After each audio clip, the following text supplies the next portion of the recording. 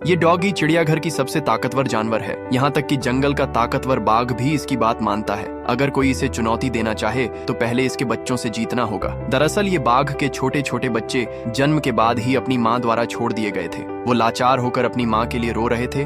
तभी एक दूध पिलाने वाली गोल्डन रिट्रीवर डॉगी ने उन्हें अपना लिया और उनकी माँ बन गई। उसने बड़े प्यार से उनकी देखभाल की, उन्हें खेलने दिया, उनकी शरारतें सहन की। उसकी ममता ने उनके जंगली स्वभाव को भी नरम कर दिया। समय के साथ बच्चे अपनी डॉगी माँ से भी बड़े हो गए, लेकिन उनके दिल में आज भी वही बचपन वाली मासूमियत थी। वो अब भी अपनी माँ से लिपट कर प्यार जताते। जब भी बाघ आपस में झगड़ते, उनकी डॉगी माँ बीच में आकर मामला शांत कर देती। अगर वह डांट देती तो ये खतरनाक बाघ तुरंत चुप हो जाते।